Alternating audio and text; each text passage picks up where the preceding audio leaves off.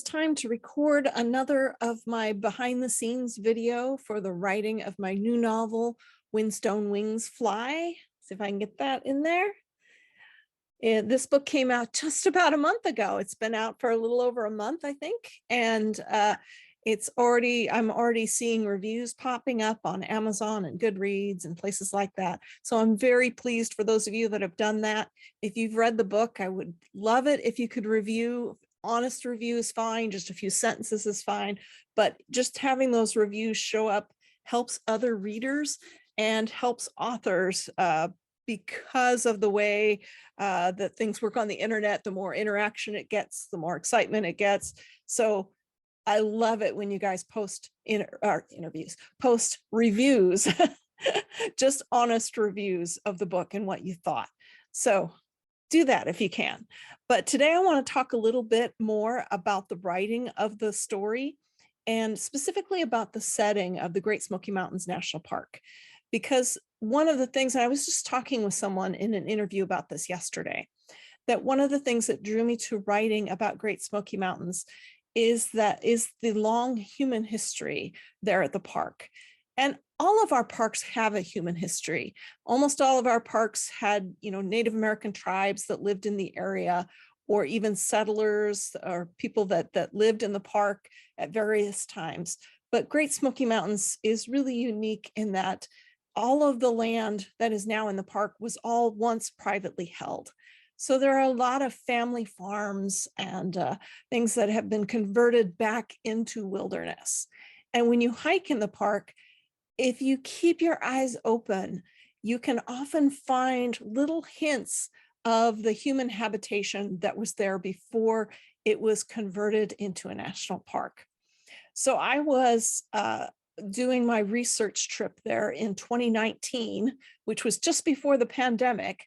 And I was walking on one of the trails, rather than taking a lot of the highly publicized tourist-centric trails to waterfalls and viewpoints. I did some of those, but I also did a lot of what they call in Great Smoky Mountains National Park, they're quiet walkways, which are just beautiful, short little nature trails. And they typically don't go to a big scenic point or anything like that. It's just a quiet walk along a stream or through the woods. And it gives you a good sense of what the ecosystem in Great Smoky Mountains is like. So I was on one of those quiet walkways right along the main road, just off the main road. I had just pulled my car off into one of the pullouts and walked down the trail a little ways. And I saw a side trail that veered off from the main trail.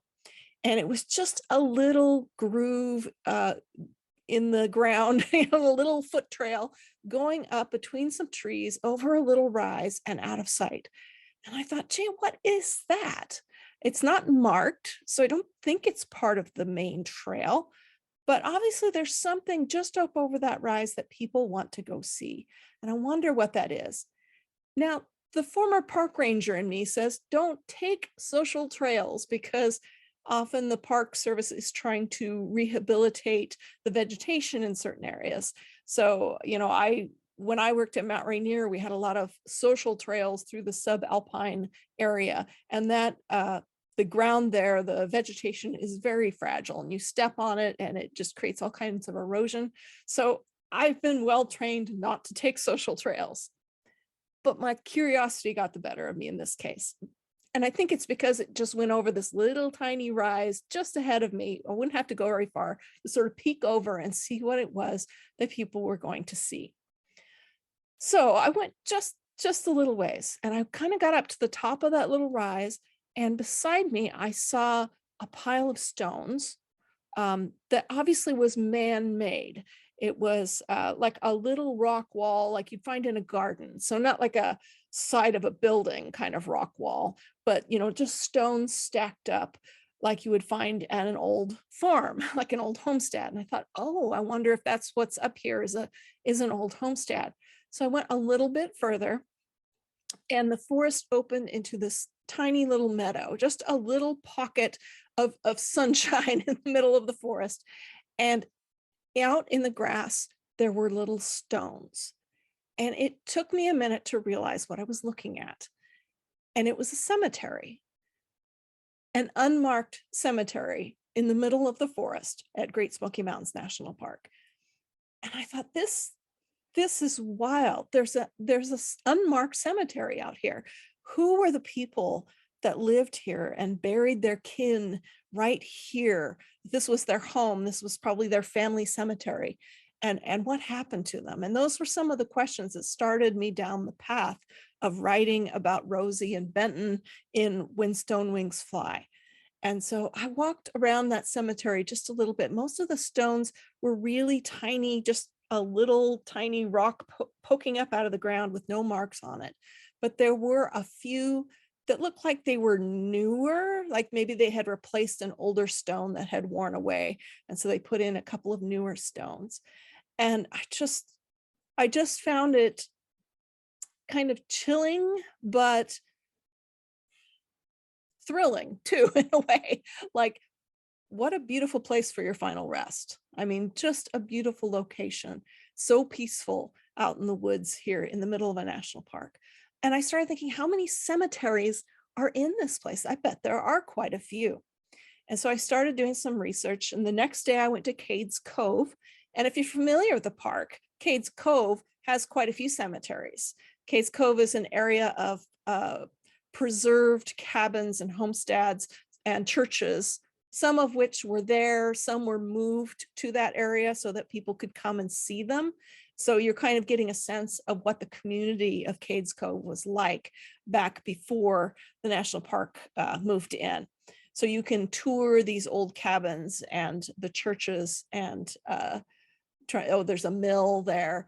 And you can also walk around several cemeteries there at Cades Cove. So that's one area you can go and visit some cemeteries that are right there in the national park. But there are actually over 150 different cemeteries within the park. And some of them are very easy to visit, like those in Cades Cove, but some of them are way back in the woods where nobody probably connects with them hardly ever, except those that are really serious about going to find their people, their kin, or just are very interested in locating unusual things out in the woods.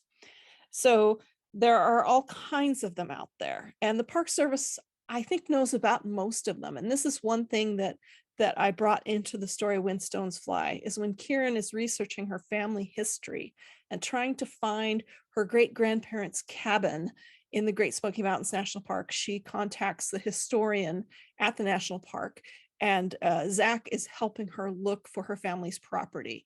And they actually, without giving away too much, get a chance to visit. Yeah, I don't want to say too much. So anyway, they're out looking for the family's cabin and the family cemetery and some other things. So my experience of walking through the woods and stumbling into a cemetery is something that probably a lot of other hikers have had there.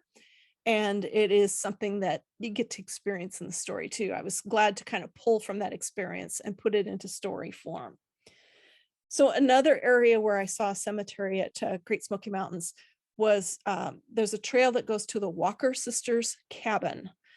You can look up the Walker Sisters at Great Smoky Mountains National Park, and their story is also part of the inspiration for Rosie and When Stone Wings Fly. So if you are curious about if there are other people that lived in the park after the park was founded and stayed there in the park during its early days, the story of the Walker Sisters is a good one to kind of explain how that worked.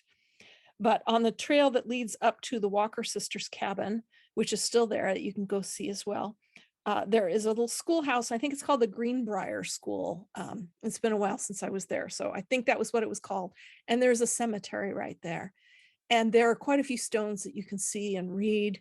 And it's very touching to kind of look at the dates and the names and think about the real people that were there.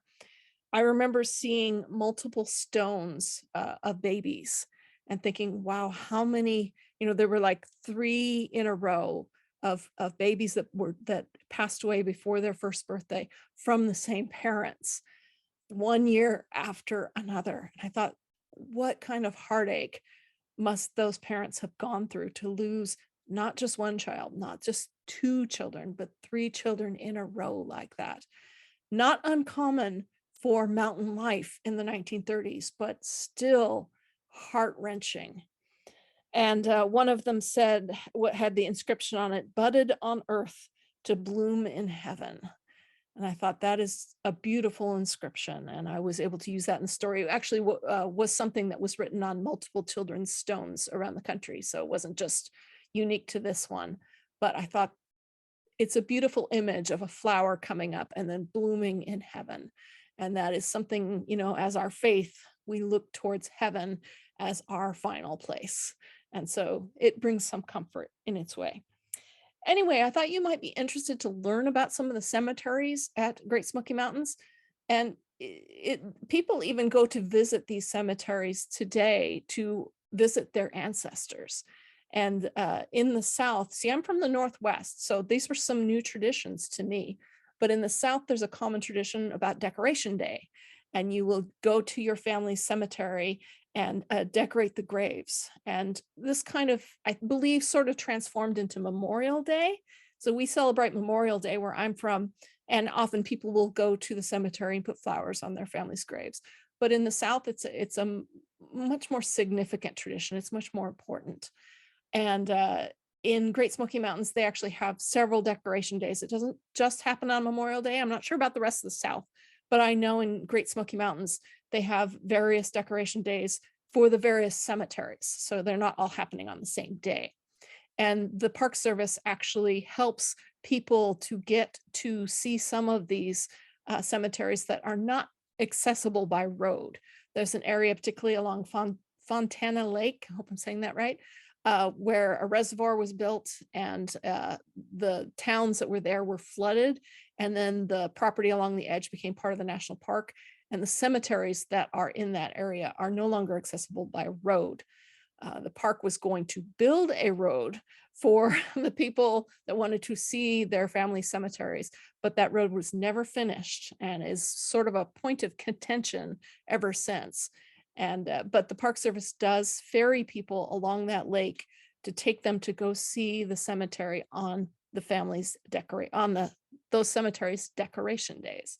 So that is something, I mean, they maintain the cemeteries, they clean them up, they make sure the stones are straightened and that flowers are laid. And so the Park Service does take their responsibility for these cemeteries through the park very seriously. They want to be respectful of the people that went before and respectful of the people whose families are buried there. So next time you go to Great Smoky Mountains National Park, look around and see if you can find probably one of the easier found, you know, in Cades Cove or one of those areas, and visit one of the cemeteries and think about the people that lived here before, that gave up their property or sold their property or had their property taken from them so that this national park could exist. And it is their stories that inspired the historical timeline in When Stone Wings Fly. Thanks. See you later.